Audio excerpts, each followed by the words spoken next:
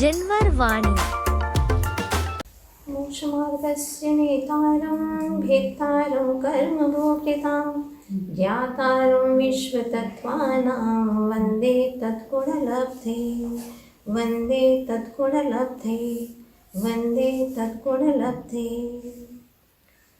बड़े बाबा श्री आदिनाथ भगवान की जय। संत शिरोमणि आचार्य गुरुदेव श्री विद्यासागर जी महाराज की जय। श्री उमा स्वामी जी महाराज की जय। यहाँ पर मंगलाचरण में जो मोक्ष मार्ग के नेता हैं और सारे कर्म रूपी पर्वतों को जिन्होंने भेद कर दिया है अर्थात नष्ट कर दिया है और विश्व के सभी तत्वों को जिनने जान लिया है, उन्हें मैं नमस्कार करता हूँ। क्यों करता हूँ? वैसे ही गुण मुझे भी प्राप्त हो, ऐसा मंगलाचरण में कहा। इस ग्रंथराज के लेखक आचार्य उमा स्वामी महाराज, जिनको हम क्रम से स्मरण करते हैं, मंगलाचरण हो गया निमित्त। सिद्धय्य नाम का एक श्रावक, जिसकी कहानी आप सभी लोग जानते ही हैं, उस निमित्त से इस ग्रंथ की रचना हुई। हेतु जीवों का कल्याण हो, ये यहाँ पर हेतु यानी लक्ष्य है, उद्देश्य है। कर्ता उमा स्वामी महाराज, जिन्हें श्वेतांबर रामनाय में उमा स्वाति आचार्य भी कहते हैं। इस ग्रंथ का नाम तत्वार्थ सूत्र या मोक्ष शास्त्र। प्रमाण इसका 10 अध्याय है और सूत्र इसके 353। इस प्रकार से 10 अध्याय में निबद्ध है। जैसा नाम है वैसा ही उसका काम है, अर्थात इसमें 7 तत्व का विवेचन है, 1 से 4 तक। जीव तत्व का 5वें में, अजीव का 6वें 7वें में, आश्रम का 8वें में, बंध का 9वें में, संवर और निर्जना का और 10वें अध्याय में मोक्ष तत्व का। इस प्रकार से इन 6 बातों का सामान्य रूप से ध्यान रखते हुए हम आगे बढ़ते हैं। यह ग्रंथराज तत्वार्थ सूत्र ऐसा है जैसे कि हिंदुओं में गीता का महत्व है, ईसाइयों में बाइबल का है, मुसलमानों में कुरान का है। हमारे जैन परंपरा में तत्वार्थ सूत्र का वैसा ही बहुत महत्व है और ख़ास तौर पर इसको पर्वराज पर्यूषण में अवश्य ही पढ़ा जाता है, जिसमें चारों अनुयोग निबद्ध हैं। ऐसा महान ग्रंथराज उमा स्वामी भगवान क्या कहते हैं, आगे हम देखते हैं।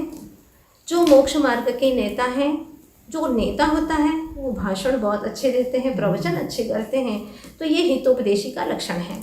और जिन्होंने कर्मरूपी पर्वतों को भेद दिया है, इससे स्पष्ट है कि यह वीतरागी का लक्षण है। और जिन्होंने इस विश्व के सभी तत्वों को जान लिया है, ऐसे सर्वज्ञ प्रभु का लक्षण है। उन्हें वंदन करता हूँ जिनमें हितोपदेशी, वीतरागी और सर्वज्ञ नाम का गुण है। क्यों? उनके गुण मुझे प्राप्त हो जाए इसलिए नहीं, क्योंकि यह स्पष्ट है कि किसी के गुण मुझे प्राप्त नहीं हो सकते। वैसे ही गुण, वही गुण की प्राप्ति करने के लिए बहुत बड़ी बात कही है। कुछ नहीं मांग कर भी यहाँ सब कुछ मांग लिया। जैसे कोई राजा के पास जाए और मांगे कि मुझे अपने जैसा बना ले। एक भिखारी राजा के पास में जा कर के मांगे कि मुझे अपने जैसा बना ले, उस भिखारी की हिम्मत तो देखो। तो यहाँ पर भी एक भक्त की हिम्मत तो देखो, मांग लिया कि मुझे तो ऐसा ही चाहिए जैसे कि आपके गुण हैं। इस प्रकार से मंगलाचरण के बाद जो शिष्य है वह गुरु महाराज से कहता है, महाराज मोक्ष मार्ग आपने शुरुआत में कहा है, मोक्ष मार्ग से नेतारम, तो मोक्ष मार्ग है क्या? कहते हैं सम्यक दर्शन ज्ञान चारित्राणि मोक्ष मार्ग। सम्यक दर्शन, ज्ञान और चारित्र, इनकी एकता यानी ये तीनों मिलकर ही मोक्ष के साधन हैं। एक वचन यहाँ पर है मोक्ष मार्ग, इससे स्पष्ट है कि ये 3 मार्ग नहीं है, एक ही मार्ग है। अर्थात सम्यक श्रद्धा, सम्यक ज्ञान और सम्यक आचरण, यही तीनों मिलकर के मुक्ति का मार्ग होता है। ज्ञान को यहाँ पर बीच में रखा है। क्यों? क्योंकि कम ज्ञान से भी चारित्र हो सकता है। महत्वपूर्ण बात यह है कि जैसे क्रिकेट में बल्लेबाज के पीछे स्टंप होते हैं 3, यदि उनमें से एक भी गिर जाए तो वह आउट माना जाता है। उसी प्रकार से 3 रत्नों में एक भी चला जाए तो वो मोक्ष मार्ग नहीं कहलाता। ये तीनों से मिलकर के ही सम्यक मोक्ष मार्ग कहलाता है। एक अगर निकल जाए तो वह मोक्ष का साधन नहीं हो सकता। अर्थात मोक्ष मार्ग का मतलब क्या है? मोक्ष का साधन। ये तीनों विशेष हैं, सामान्य नहीं है, इसलिए यहाँ पर समाहार द्वंद्व न करते हुए इतरेतर द्वंद्व समास किया गया है। अब शिष्य कहता है, महाराज आपने कहा कि सम्यक दर्शन ज्ञान चारित्राणि मोक्ष मार्ग, तो सम्यक दर्शन क्या चीज है, किसे कहते हैं सम्यक दर्शन? तत्वार्थ श्रद्धानम सम्यक दर्शनम। तत् यानी वही है जो यथार्थ, जिसका स्वरूप पदार्थ का जैसा स्वरूप है वैसा ही श्रद्धान करने का नाम सम्यक दर्शन है। अब हमें ये देखना है कि जैसा वस्तु का स्वरूप है वैसा हमें श्रद्धान है। मैं जीव हूँ ऐसा मुझे श्रद्धान है तो सम्यक दर्शन है। वस्तु का जैसा स्वरूप है वैसा ही श्रद्धान करने का नाम सम्यक दर्शन है। बिल्कुल सीधी सी बात है। जैसे कि तिरंगे झंडे में 3 रंग होते हैं, सफ़ेद, पीला और हरा। पहले पीला होता है जो कि सम्यक दर्शन का, सम्यक रुचि का प्रतीक है, और सफ़ेद रंग सम्यक ज्ञान का प्रतीक है, और हरा रंग चारित्र का प्रतीक है। बीच में एक चक्र जैसा बना होता है जिसमें 24 आरे होते हैं जो कि 24 तीर्थंकर भगवंतों के प्रतीक हैं। 3 रत्नत्रय के माध्यम से जिन्होंने तीर्थंकरत्व को प्राप्त किया। लेकिन सबसे पहला मुख्य क्या है उसमें? सम्यक दर्शन। तत्वार्थ श्रद्धानम सम्यक दर्शनम, अर्थात वस्तु का, तत्वों का जैसा भी स्वरूप है वैसा ही श्रद्धान करना, स्वरूप सहित पदार्थों का श्रद्धान करने का नाम सम्यक दर्शन है। अब शिष्य कहता है, महाराज जो सम्यक दर्शन है मुझे बहुत अच्छा लगा, क्योंकि इसके बिना मोक्ष मार्ग की शुरुआत होती ही नहीं है। जानना चाहता हूँ सम्यक दर्शन की उत्पत्ति कैसे होती है? तन्निसर्गा दधिगमाद्वा। तत् यानी वह यानी कौन? मोक्ष मार्ग। मोक्ष मार्ग ये भी अर्थ ले सकते हैं। आचार्य जी ने बताया था कि मोक्ष मार्ग भी निसर्गज और अधिगमज भेद वाला हो सकता है। तत् का अर्थ ये भी हो सकता है जो पिछला सूत्र है सम्यक दर्शन, वह सम्यक दर्शन निसर्ग यानी स्वभाव से भी होता है, और अधिगम यानी अन्य के उपदेश आदि के निमित्त से भी हो सकता है। इस प्रकार से अगर उसको उदाहरण से समझें, एक निसर्ग होता है और एक अधिगम। जैसे नींद स्वयं खुल जाए, निसर्ग है, लेकिन अलार्म के आवाज़ सुनकर के खुलना ये अधिगम जैसा है। कांटे के अंदर जो तीक्ष्णता है वह स्वाभाविक है, निसर्ग है, किंतु बाण के अंदर जो तीक्ष्णता है वह बनाई गई है, ये अधिगमज है। परदादा की पुरानी जायदाद का मिल जाना निसर्ग है, किंतु स्वयं पुरुषार्थ करके कमाना अधिगम है। मनुष्य का जल में तैरना ये अधिगम है, और मछली का जल में तैरना निसर्ग है। और भी देखें, जैसे गन्ने की मिठास है वह निसर्ग है, किंतु जलेबी की मिठास अधिगमज है। स्कूल की पढ़ाई हो रही है, निसर्ग है, किंतु ट्यूशन से ये उदाहरण के माध्यम से समझ लिया। इससे स्पष्ट हो जाता है कि सम्यक दर्शन अथवा मोक्ष मार्ग निसर्ग से भी होता है और अधिगम अर्थात उपदेश आदि के निमित्त से भी प्राप्त होता है। अब शिष्य कहता है, महाराज आपने जो तत्वार्थ श्रद्धानम कहा है तो तत्व क्या है, कितने होते हैं तत्व, वो भी जानना चाहता हूँ। बिल्कुल क्रमशः विषय चल रहा है। जीवाश्रव बंध संवर निर्जरा मोक्षास तत्वम। जीवाश्रव बंध संवर निर्जरा और मोक्ष, ये 7 तत्व प्रयोजन भूत हैं। इनका यथार्थ श्रद्धान करना ही सम्यक दर्शन है। वैसे ये 7 ही तत्व ज्ञेय हैं, जानने योग्य हैं, किंतु और अगर गहराई से देखें तो आश्रव और बंध 2 हैं, संवर और निर्जरा ये 2 उपादेय हैं, और मोक्ष तत्व ध्येय है। अजीब वैसे तो है लेकिन वो ज्ञेय भी है, जानने योग्य है। मूलतः हमारे भावों के कारण से ही संसार होता है और हमारे भावों से मोक्ष होता है। यहाँ पर जिसमें चेतना पाई जाती है वो जीव है, जिसमें नहीं पाई जाती ऐसे पुद्गल, धर्म, अधर्म, आकाश और काल, ये 5 अजीव द्रव्य हैं। और जो पुण्य पाप के आगमन का द्वार है उसको आश्रव कहते हैं, और आकर के आत्मा के प्रदेशों में एक क्षेत्र अवगाहित हो जाना बंध है। मिथ्या दर्शन आदि आश्रव द्वारों का निरोध करना ये संवर है, और तब आदि के माध्यम से जो संचित कर्म है उनका अंश अंश रूप से झड़ जाना निर्जरा है, और पूर्ण रूप से कर्मों का उच्छेद हो जाना यह मोक्ष है। जैसे एक दुकानदार है, वो क्या है? जीव तत्व। दुकान क्या है? दुकान का माल आना और माल को यथास्थान रख देना बंद हो गया, और खरीदी को रोक दिया, सोमवार हो गया। थोड़े थोड़े माल का विक्रय प्रारंभ कर देना निर्जर, और संपूर्ण माल का विक्रय कर देना। उदाहरण के तौर पर यह समझ में आ जाता है। अब शिष्य कहता है, महाराज अभी तक आपने 7 तत्व और रत्नत्रय के बारे में बताया, मैं इन सबको जानना चाहता हूँ, तो क्या करूँ? आचार्य भगवान कहते हैं, पहले इनको रखो, उनको स्थापित करो। बिना स्थापित किए किसी वस्तु को नहीं जाना जा सकता है। तो स्थापित करने के लिए 4 नाम बता रहे हैं, 4 जिसको कहते हैं निक्षेप। नाम स्थापना, द्रव्य भावतस्तन्यासः। नाम, स्थापना, द्रव्य और भाव से इन 7 तत्व और सम्यक दर्शन आदि ज्ञान और चारित्र जो 3 हैं, इनका लोक व्यवहार होता है, जिसको आचार्य कहते हैं कि प्रमाण और न्याय के अनुसार जो प्रचलित लोक व्यवहार है उसको निक्षेप कहते हैं। वो कितने हैं? 4 प्रकार के। नाम, स्थापना, द्रव्य और भाव। बिना गुण, जाति, द्रव्य आदि क्रिया की अपेक्षा के बिना ही लोक व्यवहार के लिए किसी का नाम रख दिया, वो क्या है? नाम निक्षेप। जैसे किसी ने इंद्र रख दिया, अब इंद्र के इसमें कोई गुण नहीं है, फिर भी नाम से इंद्र है। नाम रख दिया महावीर, और एक छिपकली से भी डरता है, गुण नहीं है उसमें। ये क्या है? नाम निक्षेप। स्थापना निक्षेप, धातु, पाषाण, काष्ठ आदि के जो चित्र हैं या मूर्तियाँ हैं, उन पदार्थों में ये वह है। जैसे प्रतिमा जी में पाषाण की मूर्ति है, लेकिन कहते हैं ये महावीर भगवान है। कौन सा निक्षेप है यह? स्थापना निक्षेप। तो इसमें जो गुण है वैसे इसमें सम्मान और आदर की भावना होती है। वो भी 2 प्रकार का, तदाकार स्थापना और अतदाकार स्थापना। जैसे इंद्र आकार की मूर्ति में इंद्र की कल्पना करना, ठीक है ना, ये तदाकार है। और भिन्न आकार वाले पदार्थ में भिन्न आकार वाले की कल्पना करना, ये क्या है? अतदाकार।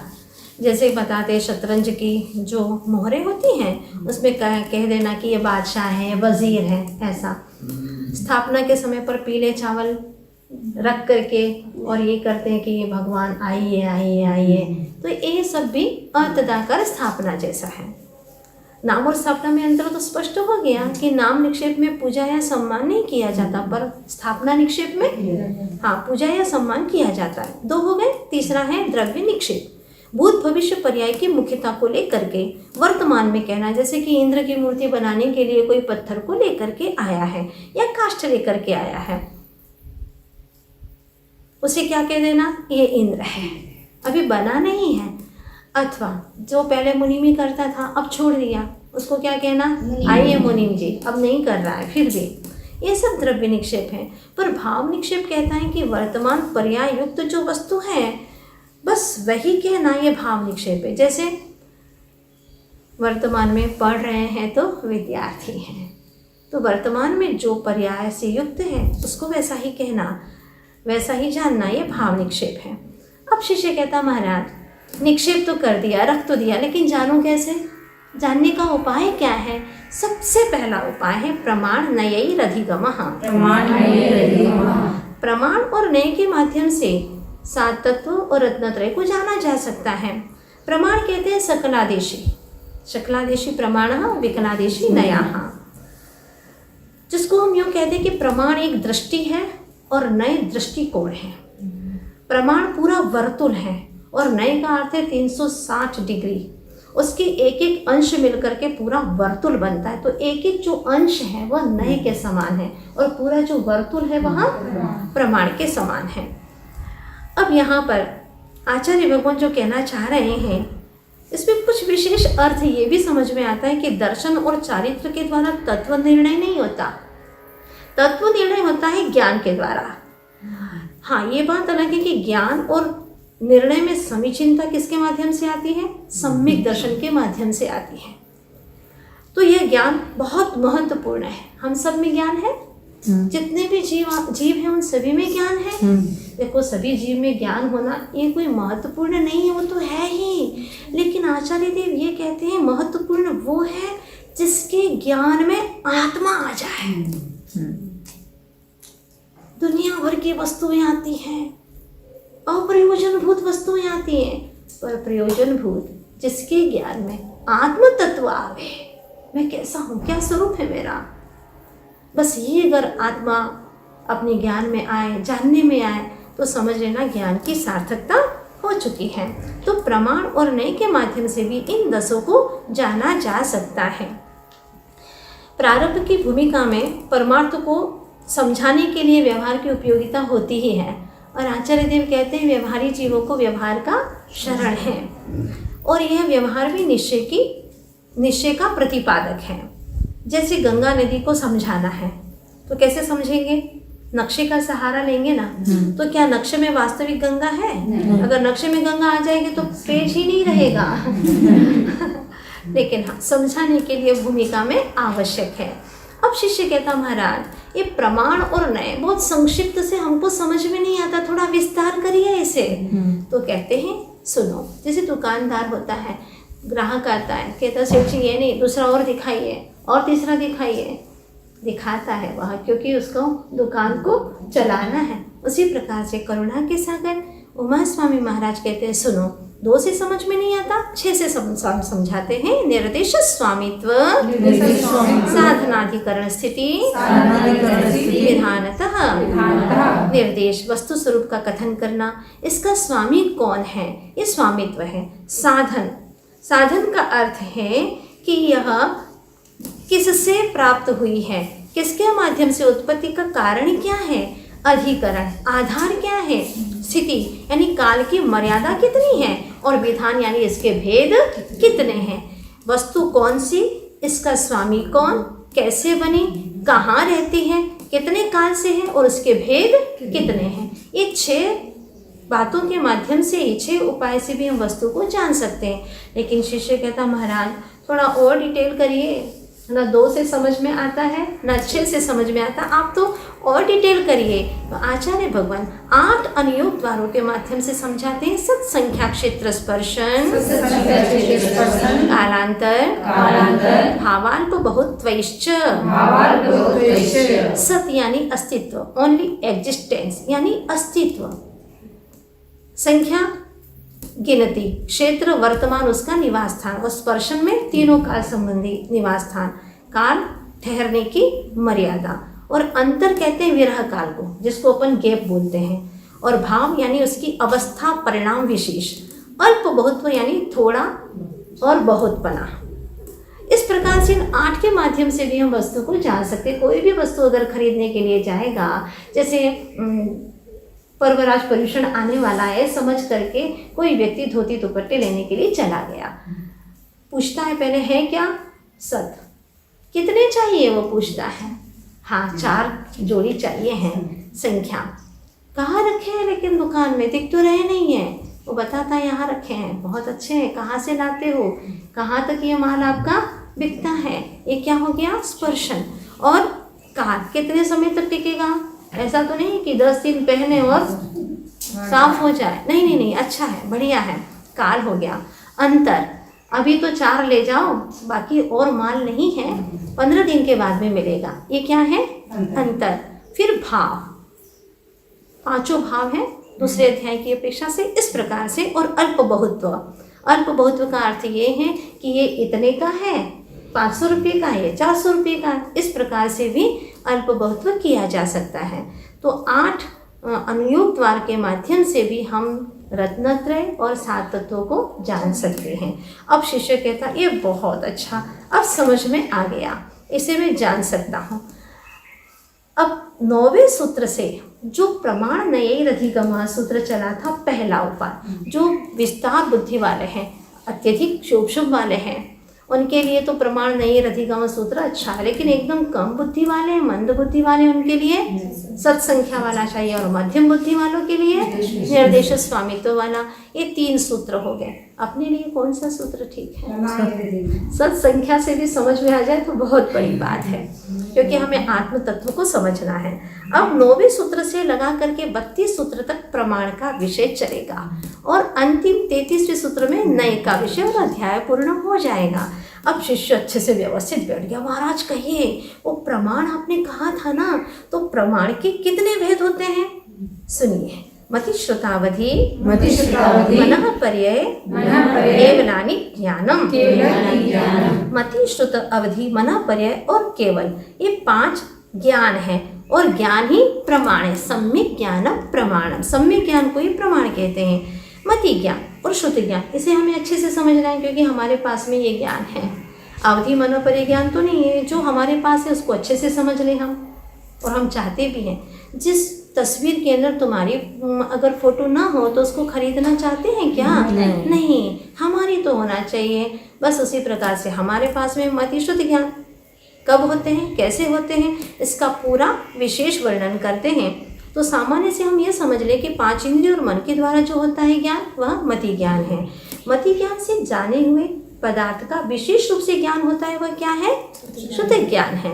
और द्रव्य क्षेत्र काल भाव की मर्यादा अवधि से जो होता है वह अवधि ज्ञान है, पर इंद्रियों की सहायता के बिना होता है। और मनः पर्यय ज्ञान, जो मनुष्य लोक में वर्तमान जीवों के मन में स्थित जो रूपी पदार्थ है, उसका सरल अथवा जटिल रूप से जो विचार किया जा रहा है, विचार कर रहे हैं या करेंगे, उस मन की अवस्थाओं को स्पष्ट जानने वाला मनः पर्यय ज्ञान है। ठीक है। और केवल ज्ञान, त्रिकालवर्ती सब द्रव्य की सब पर्यायों को सब ना कह करके अनंत कह दे। अनंत द्रव्य और अनंत उनकी पर्यायों को एक साथ स्पष्ट जानने वाला कौन सा ज्ञान है? केवल ज्ञान है। इस प्रकार से 5 ज्ञान है। शिष्य कहता, महाराज ये 5 ज्ञान कैसे हैं? तत्प्रमाणे। हाँ, वो सब प्रामाणिक है, कोई अप्रामाणिक नहीं, सब प्रामाणिक बात है। कोई प्रामाणिक बात कहे तो सुनने का तो मन कहता है। फिर शिष्य की रुचि और जागृत होती है, कहता है महाराज ये सब प्रामाणिक है, तो प्रमाण के में कोई भेद होते हैं क्या? हाँ हाँ होते हैं। आद्य परोक्षम। आदि के जो 2 ज्ञान है, मति ज्ञान और श्रुति ज्ञान, यह परोक्ष प्रमाण है क्योंकि इंद्रियों और मन की सहायता से होते हैं, किंतु प्रत्यक्ष मन्यत, शेष जो है अवधि मनः पर्यय और केवल ज्ञान, ये 3 प्रत्यक्ष प्रमाण है। इंद्रिय प्रकाश उपदेश आदि की सहायता के बिना होते हैं। इस प्रकार से उसमें भी अवधि मनः पर्यय ज्ञान एक देश प्रत्यक्ष है और केवल ज्ञान सकल प्रत्यक्ष है। अब शिष्य कहता, महाराज बहुत आनंद आ रहा है। दुनिया में धन दौलत की, विषय भोगों की चर्चा करने वाले तो बहुत हैं, लेकिन आज अहोभाग्य है पर्वराज पर्युषण के प्रथम दिन मेरा कि जो मुझे मेरी ज्ञान संपत्ति के बारे में समझा रहे हैं आप। बहुत अच्छा। महाराज कहिए ना, मति ज्ञान जो पहला नंबर का ज्ञान है, उसके और भी कोई नाम है क्या? क्योंकि हमारा तो प्रिय है मति ज्ञान, और जो प्रिय होता है उसके कई नाम हम लेते हैं। अपना बेटा प्रिय है तो उसको लालू, गोलू, आदि आदि कई नामों से पुकारते हैं उसे। तो हमारा जो मति ज्ञान है उसके भी कोई और नाम है? हाँ हाँ। मति ही स्मृति ही संज्ञा चिंताभिनिबोध इत्यनर्थांतरम। मति कहो, स्मृति कहो, संज्ञा कहो, चिंता कहो, अभिनिबोध कहो, इति अनर्थांतरम। इसमें कोई अर्थांतर नहीं है, भिन्न भिन्न अर्थ नहीं है, ये सब पर्यायवाची हैं। ये सब मति ज्ञान के पर्यायवाची हैं। अब शिष्य कहता, महाराज ये सब मति ज्ञान के नाम है, तो मति ज्ञान उत्पन्न कैसे होता है? तदिंद्रिया इंद्रिय निमित्तम। तद यानी वह किसकी चर्चा चल रही है? मति ज्ञान की। वह मति ज्ञान इंद्रिय और मन के निमित्त से होता है। ये तो समझ में आ गया कि इंद्रिय और मन के निमित्त से होता है, तो क्या मति ज्ञान के भेद भी हो सकते हैं? हाँ हाँ। अवग्रहे हवाय धारणा। मति ज्ञान के अवग्रह, इहा, अवाय और धारणा, ये 4 भेद होते हैं क्रम से। अवग्रह परसेप्शन, अर्थात इंद्रिय और पदार्थ का जैसे ही संबंध होता है, सामान्य ग्रहण होता है, उसे दर्शन कहते हैं। और दर्शन के अनंतर जो पदार्थ का ग्रहण होता है वह अवग्रह है। अगर स्पष्ट रूप से होता है तो अर्थावग्रह, और अस्पष्ट रूप से हो रहा है तो व्यंजनावग्रह होता है। अब अगर अर्थावग्रह हो गया है तो फिर यह होगा क्या होगा, यहाँ में अवग्रह से जाना हुआ जो पदार्थ है उसको विशेष जानने की इच्छा। जैसे उसने देखा था कि सफ़ेद सफ़ेद कुछ है, चक्षु से जाना, फिर सफ़ेद क्या है, यह बगुला है कि ध्वजा है, क्या है, ये ईहा है। अब विशेष चिन्हों के द्वारा यथार्थ वस्तु का निर्णय कर लेना, पंखों का दोनों ओर से हिलना, तो क्या निर्णय किया, नहीं ये बगुला होना चाहिए। फिर इसके बाद में स्पष्ट रूप से हो गया, नहीं ये तो बगुला ही है। अवाय से जानी हुई वस्तु को कालांतर में कभी नहीं भूलना, ये क्या है, धारणा है। अब महत्वपूर्ण बात है, इस सूत्रों को पढ़ करके हमें क्या ग्रहण करना है, जो भी विषय भोगों की, आत्मपतन की, विकल्प की बातें हैं उसको हम अवग्रह कर सकें, और जो आत्मकल्याण की बातें हैं जो हमारे उपयोग को प्रशस्त करे, भीतर में आनंद की हिलोर आवे, ऐसी बात की हमें धारणा करना है। अभी तो उल्टा कर रहे थे, व्यर्थ की बातों को धारणा करके बैठ जाते थे। अब तुम्हारी इस बात को हम जिंदगी में कभी नहीं भूलेंगे। तो कोई अच्छा काम कर रहे हो क्या, एक ज्ञान का दुरुपयोग कर रहे हो और अपनी मूर्खता सिद्ध कर रहे हो। सच बात तो यह है कि जो हमारे आत्मपतन के कारण है उसको अवग्रह करके हम छोड़ दें। अब आचार्य भगवान के पास में वो शिष्य फिर प्रश्न करता, महाराज ये जो आपने मति ज्ञान के 4 भेद कहे हैं, तो यह किसको जानते हैं, कौन से पदार्थों को जानते? बहुविध क्षिप्राणि श्रतानुक्त ध्रुवाणाम सेतराणाम बहुविध क्षिप्र अनिश्चित अनुक्त और ध्रुव 6 ये हो गए, और सा इतराणाम 6 इससे विपरीत हो जाएंगे विलोम में, अर्थात बहु का विपरीत क्या हो जाएगा, एक, और बहुविध का एक विध, क्षिप्र का अक्षिप्र, अनिश्चित का निश्चित, अनुक्त का उक्त और अध्रुव का ध्रुव। इस प्रकार से 12 पदार्थों को जानने वाला यह मति ज्ञान। यहाँ एक शब्द आया अनिश्चित। अनिश्चित में एक शब्द ज्यादा होने पर भी सूत्र में अनिश्चित लिखा है, निश्रित नहीं लिखा है। अगर निश्रित लिखते तो क्या होता, निश्रित लिखते तो क्या हो जाता, एक अक्षर कम होता, लेकिन यहाँ पर क्या लिखा है, अनिश्रित लिखा है। क्यों लिखा है, क्योंकि निश्रित की अपेक्षा अनिश्रित मौलिक शब्द है, किंतु श्वेतांबर में निश्रित शब्द दिया है। हाँ, श्वेतांबर रामनाय में निश्रित शब्द दिया, लेकिन हमारे यहाँ पर अनिश्रित क्यों किया, क्योंकि आचार्य बड़े ज्ञानी हैं, उन्होंने इसलिए दिया कि अनिश्रित जो शब्द है वो मौलिक है निश्रित की अपेक्षा से। इसीलिए इन 12 पदार्थों को वह जानता है। कौन जानता है, मति ज्ञान। फिर प्रश्न किया कि 12 क्या है, कहीं भूल से ये ना कह दे कोई कि यह मति ज्ञान के भेद हैं। इसीलिए आचार्य कहते अर्थस्य, ये 12 पदार्थों के भेद हैं। ये 12 पदार्थों के भेद है। आप मति ज्ञान के भेद मत मान लेना। मति ज्ञान के कितने भेद हैं, 336। वैसे सूत्र की अपेक्षा से अवग्रहे हाँ वाय धारणा, ये 4 सूत्र। और पदार्थ कितने जानता है वहाँ, 12 पदार्थों को जानता है। बहुविध क्षिप्र अनिश्चित अनुक्त ध्रुव और 6 से विपरीत, ये 12 पदार्थों को जानता है। पदार्थ के भेद है, ज्ञान के भेद अर्थस्य।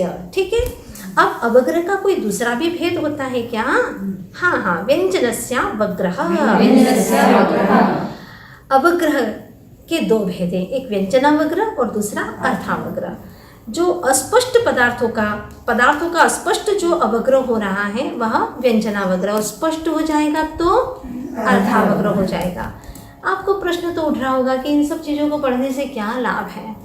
बहुत बड़ा लाभ है। अभी तक हम जो उल्टे काम कर रहे थे ना, उसको सीधा करना शुरू कर दें। अभी जैसे कहा गया कि अवग्रह किसका करना है, हाँ, भगवान हमारी विस्मरण शक्ति तीव्र करे। हाँ, विस्मरण शक्ति को तीव्र करना बहुत ज़रूरी है।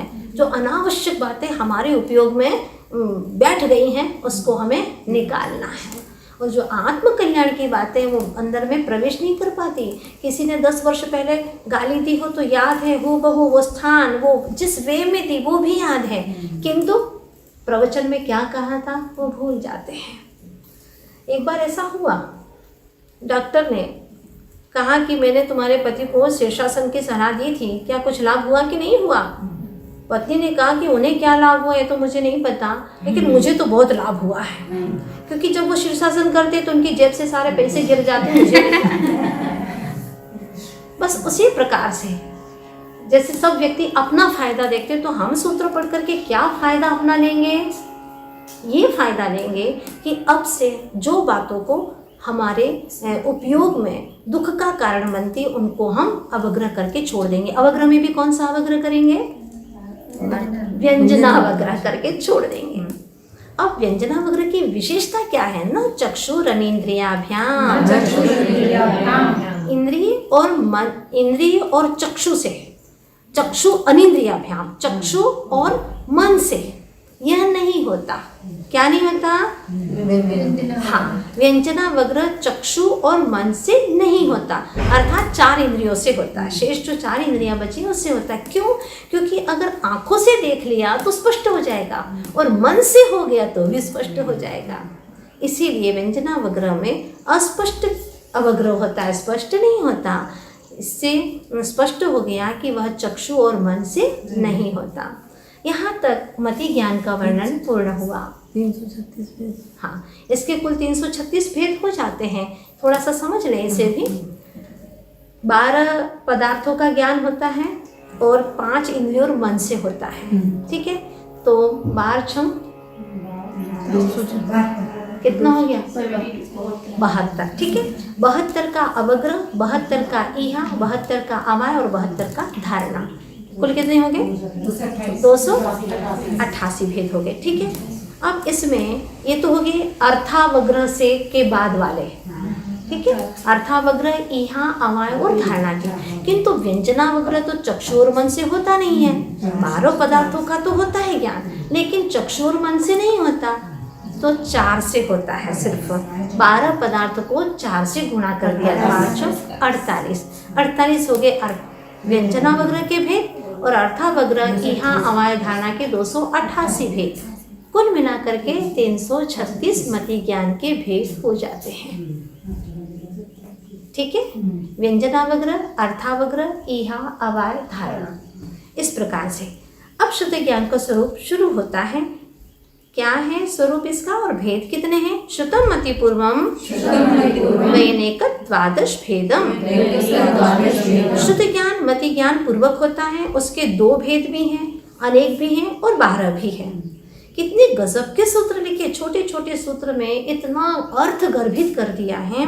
ये जैनों का महान ग्रंथ है तत्वार्थ सूत्र, क्योंकि ये इसके लेखन के समय पर सूत्र लिखने की परंपरा थी। वैष्णवों का उस वक्त वैष्णव सूत्र था, बौद्धों का लंकावतार नाम का सूत्र था, और वैदिकों का ब्रह्म सूत्र था, सांख्यों का सांख्य सूत्र था। तभी भगवती आराधना ग्रंथ जो लिखा गया था उसमें भी एक वाक्य सूत्र लिखा गया है, और उन्हीं क्षणों में उसी काल में यह तत्वार्थ सूत्र भी लिखा गया। कितना अच्छा सूत्र है, जिसमें शुद्ध ज्ञान का भेद भी है और उसका स्वरूप भी है। स्वरूप क्या है? शुद्ध ज्ञान मति ज्ञान पूर्वक होता है। 2 भेद हो तो कौन कौन से रहेंगे उसके? अंग बाह्य और अंग प्रविष्ट, अथवा द्रव्य शुद्ध और भाव शुद्ध भी कह सकते हैं। अनेक भेद हैं, भेदों में और भेद कर देंगे तो अनेक हो जाएंगे, और द्वादशांग जानते ही हैं। इस प्रकार से इनका यह भेद का वर्णन किया। आगे कहते हैं, किसका वर्णन आएगा? मति ज्ञान, शुद्ध ज्ञान, अब 5 ज्ञान के नाम याद रखना है अपने को। मति ज्ञान, शुद्ध ज्ञान, अब अवधि ज्ञान। अवधि ज्ञान के भी 2 भेद किए हैं, भव प्रत्योवधिर देवनारकाणाम। जो पहला भेद है भव प्रत्यय, अवधि ज्ञान व देव और नारकियों को होता है। गौमुख सार में एक विषय और आया है, तीर्थंकरों का ज्ञान भी भव प्रत्यय होता है, अवधि ज्ञान। ऐसा आचार्य भगवान गुरुवर्षि विद्यासागर जी महाराज ने कहा है कि तीर्थंकर को ही भव कह दिया, और जैसे ही जन्म लेते हैं तब उनको अवधि ज्ञान की भी प्राप्ति हो जाती है। 3 ज्ञान के धारी होते हैं जन्म से ही। इस अपेक्षा से उनका तीर्थंकर भी एक भव मान करके वह भी भव प्रत्यय अवधि ज्ञान है। और दूसरा है गुण प्रत्यय या क्षोभम निमित्तक। यहाँ क्षोभम निमित्तक शब्द दिया है। क्षोभम निमित्तः षड विकल्प शेषाणाम। क्षोभम के निमित्त से होने वाला अवधि ज्ञान 6 प्रकार का है, षड विकल्प, और शेषाणाम शेष जीवों को होता है, अर्थात मनुष्य और सेनी पंचेंद्रिय तीरेंद्रियों को होता है। 6 भेद है इसके। जो अवधि ज्ञान सूर्य के प्रकाश की तरह दूसरे भाव में भी साथ जाए वह अनुगामी है, और नहीं जाए तो अननुगामी है। वर्धमान जो शुक्ल पक्ष के चंद्रमा की कलाओं की तरह वृद्धिंगत होता रहे वो वर्धमान है, और जो कृष्ण पक्ष के चंद्रमा की कलाओं की तरह घटता जाए वह हीमान है। जो तिल मसा आदि की भांति स्थिर रहे तो वह अवस्थित है, न घटे न बढ़े। और अनवस्थित जो हवा से जल की तरंग, जैसे हवा के कारण से जल की तरंगें घटती बढ़ती रहती है ना, उसी प्रकार से जो अवधि ज्ञान एक सा न रहे वह अनवस्थित है। अवधि ज्ञान के जीव का आदि ग्रंथों में 3 भेद भी बताए हैं, देशावधि, परमावधि और सर्वावधि। इस प्रकार से भी वर्णन किया गया है। आगे मनोपरि ज्ञान की बारी आती है तो शिष्य कहता, महाराज हाँ बहुत अच्छा ज्ञान है, मैं भी जानना चाहता हूँ कि दूसरे के मन में क्या है। हाँ, वो कुछ बेईमानी तो नहीं कर रहा है। आचार्य भगवान कहते चुप बैठ, अगर ऐसा सोचेगा तो तेरे को मनोपरि ज्ञान होने वाला ही नहीं है। जब तक मन में शांति निर्विकल्प दशा नहीं प्राप्त होती है, विशुद्धि नहीं होती है चेतना में, और नियम से संयमी जीवों को ही होता है ये मनोपरि ज्ञान। ऋजु विपुलमति मनःपर्ययः। मनःपर्यय ज्ञान ऋजुमति और विपुलमति 2 भेद रूप होता है। दूसरे के मन में जो सरल सरल सी बात सोच रहा है रूपी पदार्थ के बारे में, उसको जान लेना वो ऋजुमति मनःपर्यय ज्ञान है। और दूसरे के मन में जो जटिल रूप में स्थित रूपी पदार्थ का ज्ञान है, जो विषय चल रहा है, उसको जान ले तो विपुलमति मनःपर्यय ज्ञान है। इसको हम उदाहरण में ये ले सकते हैं कि किसी के यहाँ पर रेत पड़ी, उसे तिजोरी में पड़ा सोना मिल गया, ये ऋजुमति मनःपर्यय ज्ञान जैसा है उदाहरण के रूप में। किंतु दीवार के अंदर अथवा जमीन में गाड़ करके रखा गया था, उसको भी मशीनों के माध्यम से निकाल दिया, ये क्या है? विपुलमति मनःपर्यय ज्ञान। टेढ़ी मेढ़ी बात को भी वहाँ जान लेते हैं, ये विपुलमति मनःपर्यय ज्ञानी है। शिष्य कहता, महाराज आप तो अंतर समझाइए, ऋजुमति और विपुलमति में आखिर अंतर क्या है? विशुद्ध प्रतिपाताभ्याम तद विशेषः। परिणामों की शुद्धि और अप्रतिपात यानी नहीं गिरने की अपेक्षा दोनों में अंतर है। अर्थात मनःपर्यय ज्ञानावरण कर्म के शोभशम से आत्मा में जो उज्ज्वलता और विशुद्धि होती है और संयम परिणाम की वृद्धि होने से गिरावट नहीं आती है, वह अप्रतिपात है। क्या है? अप्रतिपात। तो ऋजुमति से विपुलमति अधिक विशुद्ध होता है, क्योंकि ऋजुमति की अपेक्षा से जो विपुलमति मनःपर्यय ज्ञान है वह सूक्ष्मतर और अधिक विषय को जानता है, ऋजुमति होकर के छूट भी जाता है। हाँ, इस अपेक्षा से इन दोनों में अंतर है। विशुद्धि किसकी ज़्यादा है? और अप्रतिपात की अपेक्षा से विपुलमति मनःपर्यय ज्ञानी हाँ विशेष अप्रतिपाती है, अर्थात होने के बाद में उनको छूटना नहीं, केवल ज्ञान उत्पन्न होने तक बराबर बना रहता है, क्योंकि विपुलमति वाले का चारित्र वर्धमान ही होता है, ऐसा ग्रंथों में उल्लेख है। अब शिष्य कहता, महाराज ये तो समझ में आ गया, लेकिन आपने वो अवधि ज्ञान भी बताया था और मनःपर्यय ज्ञान में क्या अंतर है, इनका भी अंतर बता दीजिए। विशुद्धि क्षेत्र स्वामी विषयेभ्योऽवधि मनःपर्ययोः। विशुद्धि क्षेत्र स्वामी और विषय की अपेक्षा से अवधि और मनःपर्यय ज्ञान में अंतर है। विशुद्धि की अपेक्षा देखें तो मनःपर्यय ज्ञान अवधि की अपेक्षा से अधिक विशुद्ध है ना? मनःपर्यय ज्ञानी की विशुद्धि अधिक रहती है। और क्षेत्र की अपेक्षा देखें तो अवधि ज्ञान का क्षेत्र अंगुल के असंख्यात भाग से लेकर के सारा लोक है, ज़्यादा है, किंतु मनःपर्यय ज्ञान का क्षेत्र 45 लाख योजन प्रमाण है, मनुष्य लोक के जितना है। तो फिर प्रश्न उठ सकता है कि मनःपर्यय ज्ञान की विशुद्धि ज़्यादा, क्षेत्र कम क्यों है? ये तो ऐसा है कि जिन्होंने 4 ग्रंथ पढ़े, लेकिन आद्योपांत उसका पूरा ज्ञान है, हर पंक्ति में क्या लिखा है, एक शब्द का ज्ञान है। और एक किसी ने 40 ग्रंथ पढ़े हैं, लेकिन ऐसा गहराई से ज्ञान नहीं है। तो 40 पुस्तकों के ज्ञान की भांति अवधि ज्ञान का है, और मनःपर्यय ज्ञान 4 ही पुस्तक पढ़ता है, लेकिन बहुत अच्छे से डीप नॉलेज है। इसी प्रकार से यहाँ पर अवधि और मनःपर्यय ज्ञान का क्षेत्र जान लेना। स्वामी किसके ज़्यादा होंगे?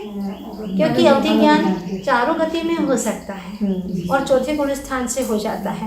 जबकि मन परिज्ञान सिर्फ मनुष्य को ही होता है, मुनि राजों को होता है, छठवें गुण स्थान से होता है। तो स्वामी किसके ज्यादा होंगे? अवधि ज्ञान के। और विषय किसका सूक्ष्म रहेगा? मन परिज्ञान का। अब शिष्य कहता महाराज मति और श्रुति ज्ञान का विषय क्या है, वो किसको जान सकते हैं? मति श्रुति और निबंधो द्रव्येषु सर्व पर्यायेषु। मति और श्रुति ज्ञान का विषय, निबंध यानी विषय, द्रव्येषु सभी द्रव्य तो हैं, किंतु असर्व पर्यायेषु उनके सारे पर्यायों को नहीं जानता। कौन नहीं जानता? मति और श्रुति ज्ञान सभी पर्यायों को नहीं जानता। इस प्रकार से मति और शुद्ध ज्ञान का विषय हुआ। अब अवधि ज्ञान का विषय क्या है? रूपी स्वबधे है। हाँ, अर्थात रूपी पदार्थ को जानने वाला कौन? अवधि ज्ञान। रूपी पदार्थ को ही विषय बना सकता है। रूपी का मतलब है जिसमें स्पर्श, रस, गंध और वर्ण पाया जाए, वह रूपी पदार्थ है। अवधि ज्ञान रूपी पदार्थ को ही जानता है, अरूपी को नहीं जान सकता। तो मन परिज्ञान जान सकता है क्या रूपी पदार्थ के अलावा अरूपी को? नहीं। तदनंत भागे मन पर्ययस्य। तद यानी उसके यानी किसके? अवधि ज्ञान के भी अनंतवें भाग को मन परिज्ञान जान लेता है। जिससे यहाँ पर उस दीवार के वहाँ पर बॉल है और वहाँ पर एक सुई भी किसी ने वहाँ पर चुभा करके रख दी है। यहाँ पर खड़े होकर के सुई को जान ले, वो सूक्ष्मता है या बोल को ही जाने? सुई। क्योंकि जो सुई को जान रहा हो बोल को तो जान ही लेगा निश्चित रूप से। उसी प्रकार से जो सुई की इतनी सूक्ष्म बातों को भी जान ले, वो मना परिज्ञान है। तद अनंत भागे मना पर्यय से, उसके भी अनंत विभाग को जानने वाला। तो केवल ज्ञान का विषय क्या है? सर्वद्रव्य पर्यायेषु केवलस्य। सर्वद्रव्य और उसके सर्व पर्याय, अनंत द्रव्य की अनंत पर्याय, भूत भविष्य वर्तमान सब पर्यायों को जानने वाले केवल ज्ञानी हैं। अब शिष्य कहता महाराज बहुत अच्छा वर्णन लगा, ये पांचों ज्ञान मुझे हो सकते हैं ना इकट्ठे? चुप बैठो, एक साथ में नहीं हो सकते। तो कितने हो सकते हैं महाराज? एकादीनि भाज्यानि युगपदेकस्मिन्ना चतुर्भ्यः। एक आदि को लगा करके विभाजन करना चाहिए। भाज्यानि यानी विभाजन करना चाहिए। युगपद एक साथ, एकस्मिन यानी एक जीव में, आ चतुर्भ्य यानी चार ज्ञान तक। अगर एक होगा तो केवल ज्ञान होगा, वो अकेला ही रहता है, उसके साथ में और कोई नहीं रहता। हाँ, सर्वार्थ सिद्धि में ये भी विषय निकलता है कि मति ज्ञान भी अकेला रह सकता है, पर ऐसा नहीं, साथ में शुद्ध ज्ञान भी रहेगा, साथ में शुद्ध ज्ञान भी रहेगा, पर एक समय में मति ज्ञान हुआ इस अपेक्षा से। वैसे तो दो रहेंगे, मति और शुद्ध ज्ञान, और अकेला रहता है तो कथनचित सर्वार्थ सिद्धि में ऐसा कहा है। होता तो नहीं है मति ज्ञान अकेला तो होता है ना, जैसे कि मति ज्ञान का विषय चल रहा है व्यापार में जो चल रहा है, तो उस वक्त तो मति ज्ञान चल रहा है।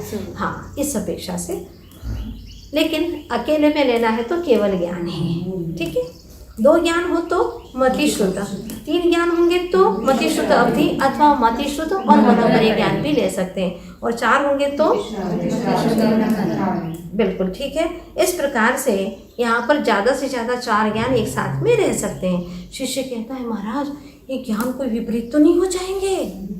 हाँ, घबराओ नहीं, पहले से ही अपनी तैयारी करके बैठो कि मिथ्यात्व ग्रसित न हो जाए, हमारे भीतर में कहीं इस आत्मा के ऊपर ग्रहण न बैठ जाए उसका। देख लो, तीन ज्ञान विपरीत भी हो सकते हैं। मति श्रुतावधियो विपर्ययश्च। मति श्रुत और अवधि ज्ञान ये तीन मिथ्या भी होते हैं, और जब मिथ्या हो जाएंगे तो कुमति, कुश्रुत और कोवधि ज्ञान कहलाएंगे। जैसे कड़वी तुम्बी में रखा हुआ दूध भी कड़वा हो जाता है, उसी प्रकार से जिस आत्मा के मिथ्या दर्शन का उदय है तो उस आत्मा के ज्ञान भी मिथ्या हो जाते हैं। इस प्रकार से यहाँ पर यह वर्णन किया। सूत्र का सही अर्थ निकालना है। हाँ, नहीं तो कई लोग शब्दों के माध्यम से कुछ भी उल्टा भी अर्थ निकाल लेते हैं।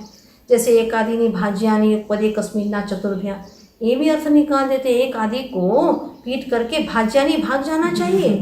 युगपद यानी दोनों पैरों से, एकस्मिन अर्थात एक दिशा से लगा करके आ चतुर्भ्यः, चारों दिशाओं में कहीं भाग जाना चाहिए।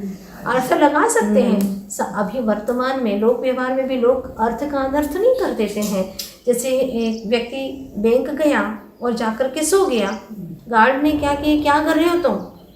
मैंने तो पेपर में विज्ञापन में पढ़ा था कि यहाँ सोने पर लोन मिलता है। सोने पर देखो, अर्थ का अनर्थ कर सकता है व्यक्ति, इसीलिए बहुत सावधानी पूर्वक उपयोग को एकाग्र करके, जैसे लोक व्यवहार में हम गड़बड़ी नहीं करते हैं ना, बुद्धि की चतुराई रखते हैं, वैसे यहाँ पर भी हे भगवान कहीं ये मतिश्रुत अवधि ज्ञान मेरे जीवन में मिथ्यारूप नहीं होना चाहिए, मुझे सजग रहना है। ये मिथ्या तो मेरे भीतर में, मेरे चेतन ग्रह में अंधेरा ना कर दे, क्योंकि अपने घर में अंधेरा करने वाले हम ही हो सकते हैं।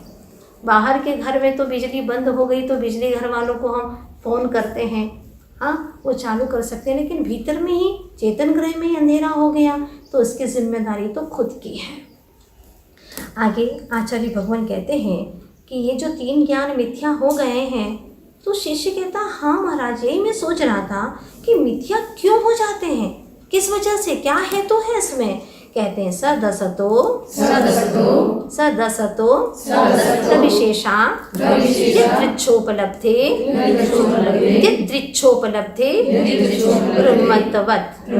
सत असतो, सत और असत का वास्तविक क्या है और अवास्तविक क्या है, इनका अविशेषात अंतर न जानने से, सत और असत का अंतर न जानने से ये त्रिच्छोपलब्ध है, अपनी इच्छा के अनुसार मन माना जैसा तैसा भी उल्टा सीधा जानने के कारण किसके समान, उन्मत्तवत यानी पागल। पागल जो होता है ना, वो कभी कभी पत्नी को पत्नी कहता है और पत्नी को माँ भी कह बैठता है, कभी माँ को माँ भी कहता है और माँ को पत्नी भी समझ लेता है, कुछ भी कह लेता है। उसी प्रकार से कारण विपरीतता, स्वरूप विपरीतता और भेदाभेद विपरीतता से रहित हो तो वह सम्यक ज्ञान है। अगर ये तीनों विपरीतता हैं तो विपरीतता हो जाएगी मिथ्यात्व के कारण से। अब यहाँ पर प्रमाण का विषय पूर्ण हुआ, अब नए का विषय प्रारंभ होता है और एक ही सूत्र में पूर्ण भी हो जाएगा। नैगम संग्रह व्यवहार रज्जु सूत्र शब्द समभिरूढ़ैवं भूतानयाः। नैगम संग्रह व्यवहार रज्जु सूत्र शब्द समभिरूढ़ और एवं भूत, ये 7 नए हैं। वैसे नए का आप लोगों को परिभाषा तो बता ही दी थी, विकलादेशी नयाः, और ये भी कह सकते हैं कि अनेक धर्मों में से वस्तु में जो अनेक धर्म होते हैं उसमें से किसी एक की मुख्यता करके अन्य धर्म का विरोध नहीं करते हुए पदार्थ को जानना, ये नए कहलाता है। सबसे पहला है नैगम नय, यानी भूतकाल के पर्याय में भी वर्तमान के जैसा संकल्प करें, जिसको सर्वार सिद्धि में कहा है कि संकल्प मात्र ग्राही नैगमः, संकल्प मात्र को ग्रहण करने वाला नैगम नय है। जैसे लकड़ी पानी आदि इकट्ठा कर रहा था कोई, उस व्यक्ति से पूछा कि क्या कर रहे हो, तो वह कहता भात पका रहा हूँ। अभी भात पकाने की तैयारी कर रहा है, संकल्प किया है, फिर भी अभी पर्याय निष्पन्न नहीं हुई है, फिर भी उसको निष्पन्नवत मान करके व्यवहार करना, ये नैगम नय है। संग्रह नय, जो नय अपनी जाति का विरोध नहीं करता और एक पने से सब पदार्थों को ग्रहण कर लेता है। जैसे द्रव्य कहा तो चेतन अचेतन भेद नहीं करेगा, सारे द्रव्यों को इकट्ठा कर लिया, 6 द्रव्य होते हैं, ये संग्रह नय है। और व्यवहार में क्या करता है, संग्रह नय के द्वारा ग्रहण किए हुए पदार्थों का विधि पूर्वक भेद करता है। ये क्या है, व्यवहार नय। जैसे द्रव्य के 6 भेद होते हैं और उसमें भी जीव के, पहला जीव द्रव्य है, उसके भी 2 भेद हैं, संसारी और मुक्त, आदि आदि भेद करना, ये व्यवहार नय है। चौथा है ऋजु सूत्र नय, भूत और भावी पर्यायों को छोड़कर वर्तमान पर्याय को ही ग्रहण करता है और ऋजु सूत्र नय है। उसके भी 2 भेद हैं, सूक्ष्म ऋजु सूत्र और स्थूल ऋजु सूत्र। इस प्रकार से सूक्ष्म पर्याय को कहना तो वैसे असंभव है, क्योंकि जब तक उसका कथन होगा तब तक तो पर्याय ही पलट जाएगी।